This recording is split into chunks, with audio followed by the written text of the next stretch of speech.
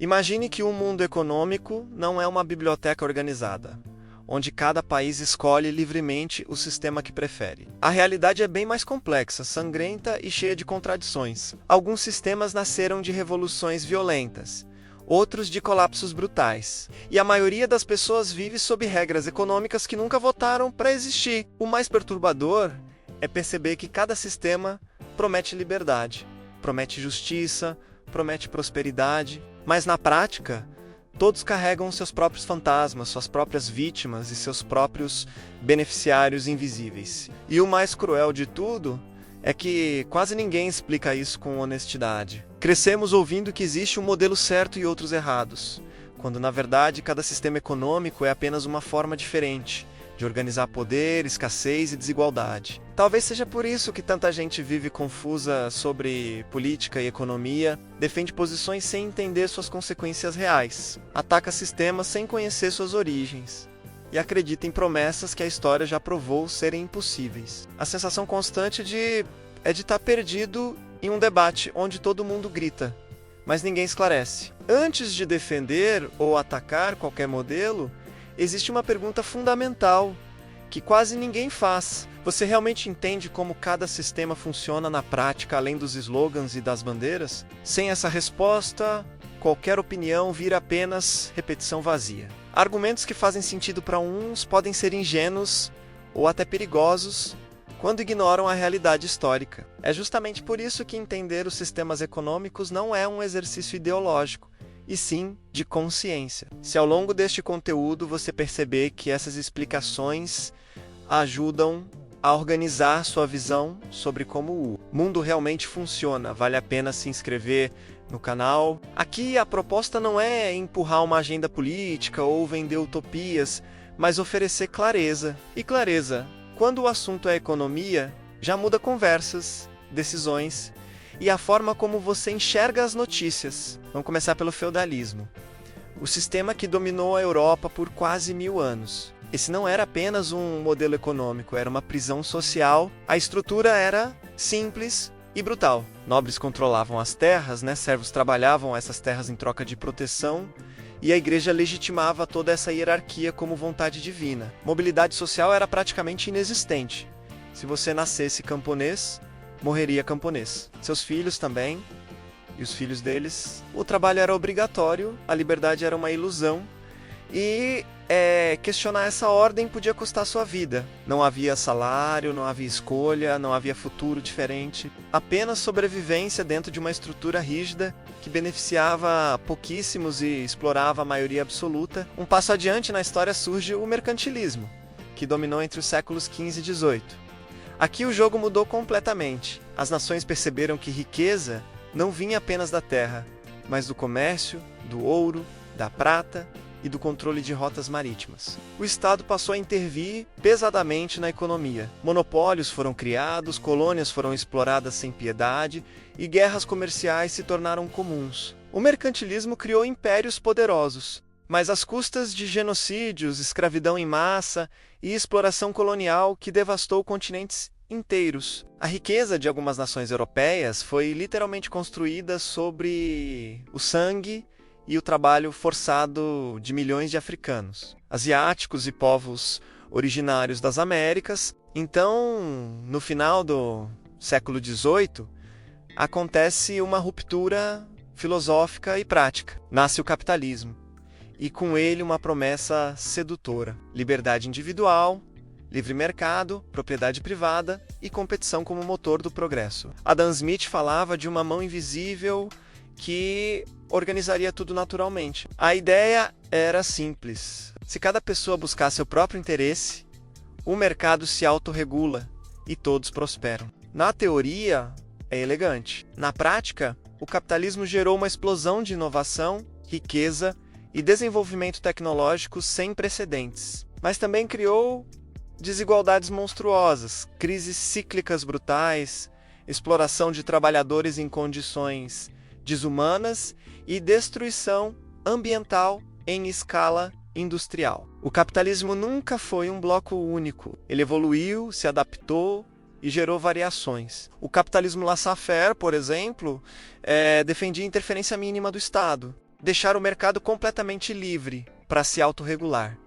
Essa versão dominou no século XIX e início do XX. O resultado foi crescimento econômico explosivo, mas também jornadas de trabalho de 16 horas, trabalho infantil generalizado, salários de fome e ausência total de direitos trabalhistas. Empresas podiam fazer o que quisessem.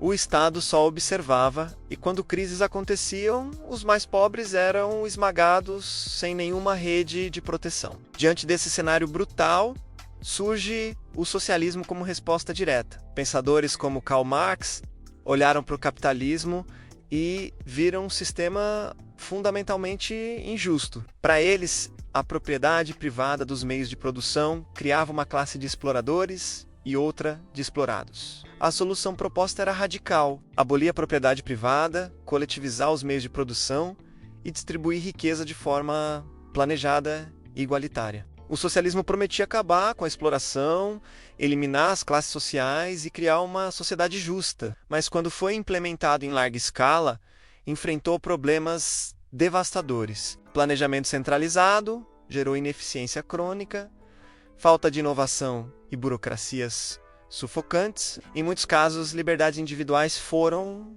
suprimidas. Regimes autoritários se consolidaram e milhões morreram em expurgos, fomes planejadas e reflexões políticas. O comunismo levou o socialismo ao extremo teórico. A ideia era atingir um estágio onde o Estado desapareceria completamente, onde não haveria classes, dinheiro ou propriedade privada. Todos contribuiriam conforme sua capacidade e receberiam conforme sua necessidade.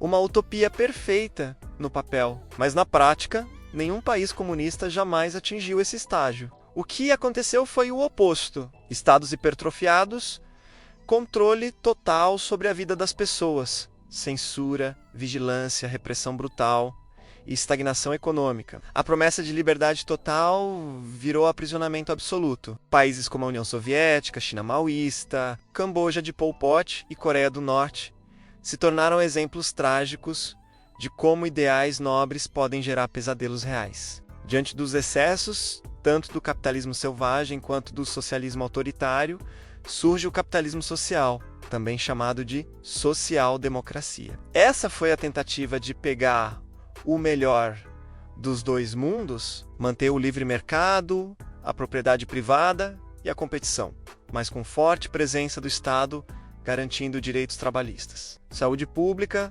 educação gratuita e redes de proteção social. Países nórdicos como Suécia, Noruega e Dinamarca se tornaram referências desse modelo. Eles conseguiram combinar crescimento econômico, inovação tecnológica e altíssimos índices de qualidade de vida. Mas esse modelo só funciona com impostos muito altos, alta confiança nas instituições e uma cultura cívica forte. Tentar replicar isso em países com corrupção sistêmica, informalidade generalizada e desconfiança institucional é extremamente difícil. Outro modelo que apareceu foi o keynesianismo, que dominou boa parte do século XX após a Grande Depressão. John Maynard Keynes defendia que em momentos de crise o Estado deveria intervir pesadamente na economia, gastar, investir, criar empregos e estimular a demanda para evitar colapsos. Esse modelo funcionou bem no pós-guerra,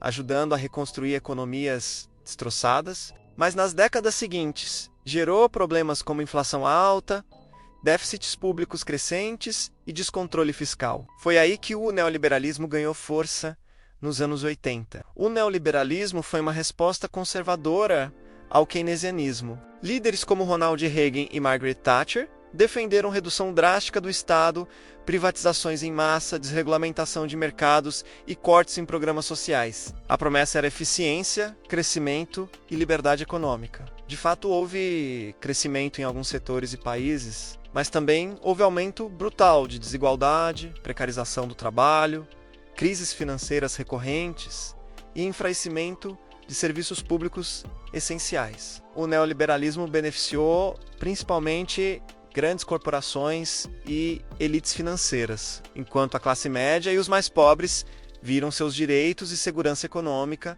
encolherem. Existe também o corporativismo, que é quando grandes empresas passam a ter poder político desproporcional, lobbies corporativos escrevem leis, financiam campanhas políticas e controlam decisões regulatórias. O mercado deixa de ser livre e passa a ser manipulado por gigantes econômicos. Esse sistema cria monopólios, sufoca pequenos empreendedores e transforma democracias em oligarquias econômicas. Muitos países ricos vivem hoje sob essa realidade disfarçada de capitalismo, mas que, na prática, funciona como feudalismo corporativo. Por fim, temos modelos híbridos que misturam elementos de vários sistemas. A China moderna, por exemplo, combina autoritarismo político com capitalismo de Estado, mantém controle total sobre informação e liberdades civis, mas adotou mercados, propriedade privada, parcial e integração global. O resultado é crescimento econômico extraordinário, mas com custos humanos altíssimos, vigilância em massa, repressão de minorias, ausência de liberdade de expressão e exploração trabalhista em escalas industriais. É um sistema que funciona economicamente, mas esmaga o indivíduo. Entender essas diferenças não é sobre escolher um lado e atacar o outro. É sobre perceber que cada sistema econômico carrega promessas e horrores, avanços e retrocessos. Nenhum modelo é puro na prática. Todos foram corrompidos, adaptados e distorcidos por interesses de poder. A maior armadilha intelectual não é viver sob um sistema ruim. É acreditar que existe um modelo perfeito esperando para ser implementado. Não existe. Existem escolhas difíceis, trade-offs inevitáveis e consequências reais que alguém sempre pagará. E enquanto você não entende isso, corre o risco de defender soluções simplistas para problemas complexos, repetindo erros históricos que custaram milhões de vidas. Me conta aí nos comentários. Qual desses sistemas você acha que se aproxima mais do ideal e por quê? Grande abraço e até o próximo vídeo.